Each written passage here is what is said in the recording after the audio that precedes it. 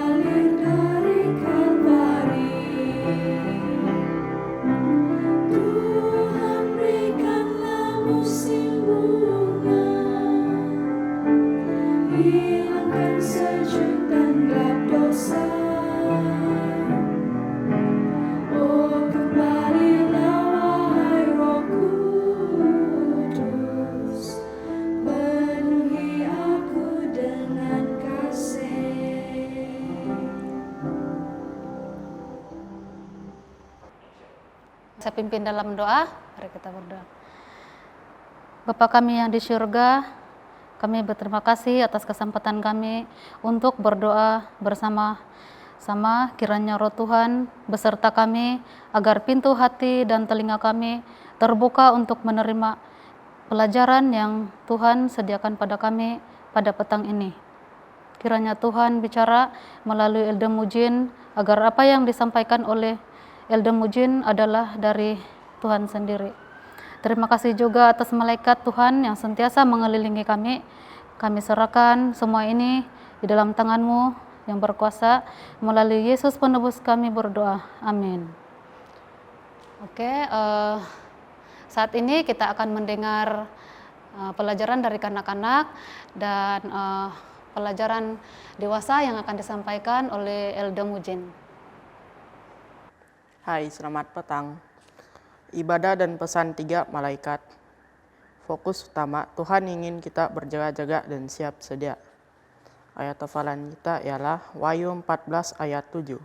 Dan ia berseru dengan suara nyaring, takutlah akan Allah dan muliakanlah Dia, karena telah saat penghakimannya, dan sembahlah Dia yang telah menjadikan langit dan bumi, dan laut dan semua mata air. Pikiran utama. Dalam kitab Wahyu, Yohanes menulis tentang kedatangan Yesus. Ada 3 malaikat terbang dengan pesan penting bagi orang-orang, karena Dia akan segera datang. Malaikat kedua meramalkan jatuhnya tipu daya setan, dan malaikat ketiga memperingatkan kita untuk berpaling dari musuh gereja dan mewartakan pesan akhir. zaman melalui 3 malaikat, karena dia ingin semua orang bertobat dan menyembah sebelum terlambat. Keinginan terbesarnya adalah agar semua orang diselamatkan dan dipersatukan kembali dengannya di surga. Selamat petang dan selamat datang ke upacara perkumpulan ataupun acara kebaktian 10 hari berdoa. Dan malam ini atau petang ini merupakan hari ke-8 di mana dalam acara 10 hari berdoa ini tema dia ialah kembali ke mezbah. Dan kita akan berbicara pada petang ini dengan tajuk kehidupan perbaktian dan perkabaran akhir zaman.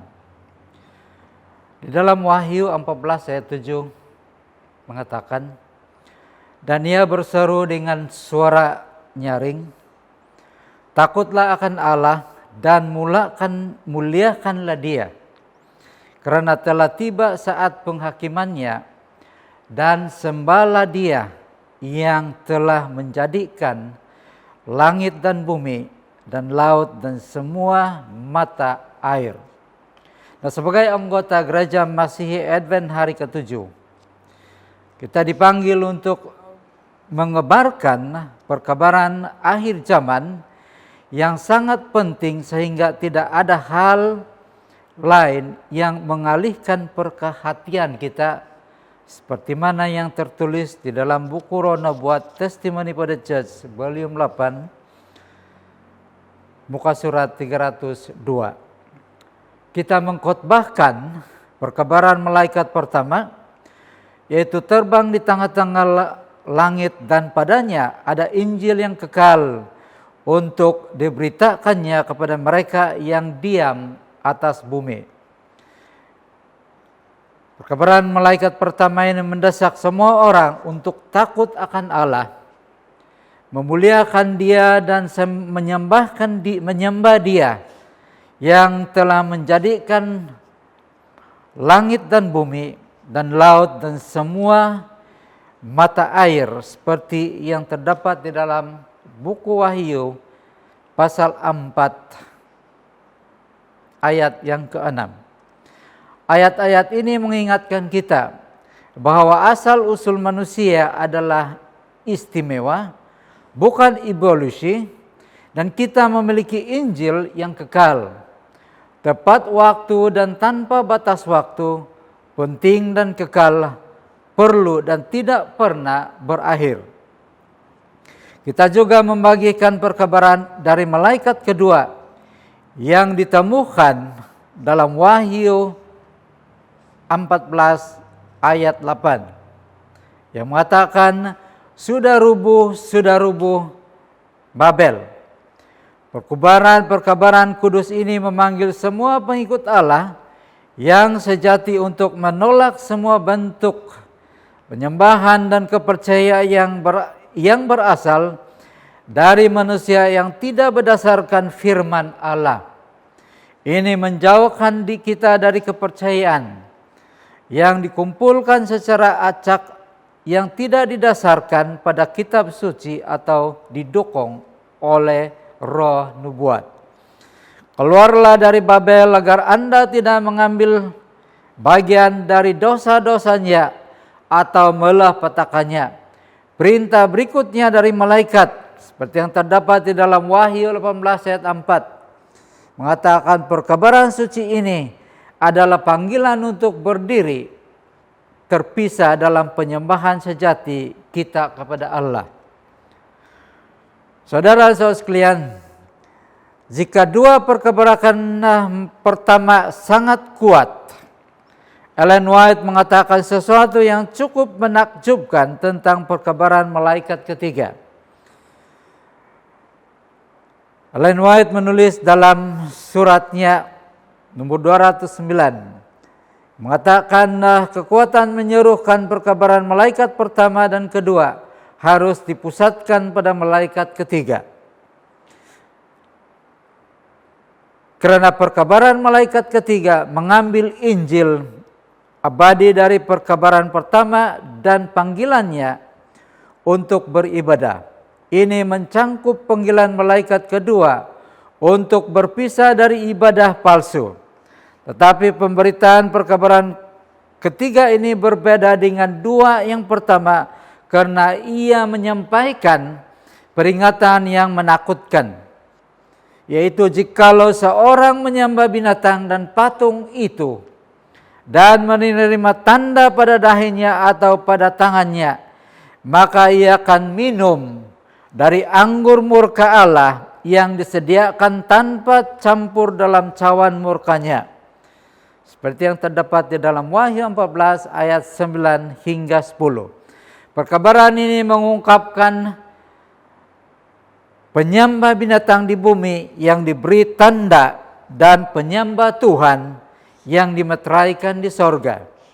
Yang penting di sini ialah ketekunan orang-orang kudus yang menuruti perintah Allah dan iman kepada Yesus. Wahyu 14 ayat 12. Tentang pesan ini, Ellen White lebih lanjut mencatat, ini adalah kebenaran saat ini. Pesan ini adalah untuk pergi dengan perbedaan dan kekuatan yang besar. Ia tidak boleh dikaburkan oleh teori-teori dan tipu daya manusia.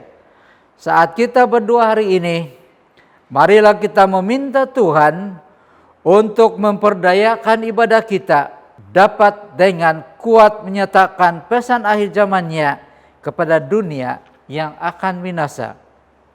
Pada masa ini marilah kita berbicara dengan Tuhan. Dan saya akan pimpin dalam doa. Allah pencipta kami yang perkasa, Raja semesta alam, kami ingin merendahkan diri kami di hadirat-Mu. Engkau adalah Allah kami, satu-satunya Allah, dan Engkau layak untuk pujian kami. Pengabdian kami dan kehidupan pengabdian kepada kehendak-Mu. Engkau luar biasa, indah dan kuat. Kami mohon agar Engkau memenuhi janji-Mu dan memenuhi kami dengan Roh Kudus-Mu, sehingga hidup kami menjadi cerminan karakter kasih-Mu yang sempurna. Memuliakan dan mengungkapkan diri-Mu melalui kami. Ya Tuhan Bapa kami di sorga, kata nubuatan dari kitab Daniel dan Wahyu jelas. Kita hidup pada jam penghakiman dalam sejarah bumi. Terima kasih bahwa kami dapat memiliki keyakinan akan kecukupan kebenaran-Mu yang adalah milik kami oleh iman, dan yang memberi kami jaminan keselamatan saat kami menghadapi penghakiman. Bantu kami dengan kasih karunia-Mu untuk menjalani kehidupan yang bermanfaat, pelayanan yang berfokus pada misi, menghormati-Mu dalam semua yang kami lakukan. Tuhan, kami di kerajaan sorga, ketika kami memandang dunia ini dan alam semesta, kami terpesona oleh keindahan karya-Mu. Terlepas dari efek dosa pada itu semua, kami masih dapat melihat bahwa Engkau adalah seniman agung yang menempatkan begitu banyak keindahan dengan tujuan dalam karya-Mu. Kami tidak akan ada tanpa Engkau. Terima kasih telah memberikan hidup-Mu dan menciptakan kami tidak hanya untuk ada bagi diri kami sendiri, tetapi untuk hidup dalam persekutuan abadi dengan-Mu, pencipta kami. Tuhan, dalam kesempatan ini kami berdoa khusus untuk 62 juta orang di 28 kota yang paling tidak terjangkau di bekas Uni Soviet, divisi Eurasia. Kami berdoa agar Tuhan membangkitkan misionaris pemberani yang bersedia bekerja di antara 746 kelompok masyarakat di 20 negara Timur Tengah. Kami berdoa untuk gelombang besar orang Advent yang akan melayani Tuhan dengan mengasihi orang lain dan dengan berbagi dengan orang-orang dari budaya dan agama lain. Tuhan, tolong bangkitkan murid-murid Waldensian zaman modern yang bersedia melayani-Mu di tempat-tempat yang sulit. Kami berdoa untuk anggota Advent yang menghadapi penganiayaan atau dipenjara karena keyakinan mereka. Dalam nama Tuhan Yesus kami berdoa. Amin.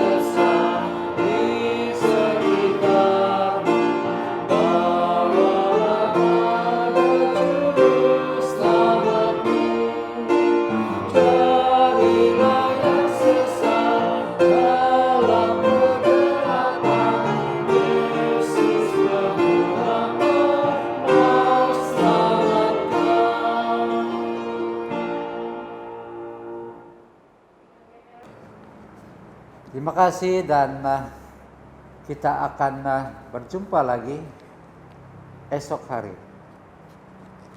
Tuhan memberkati.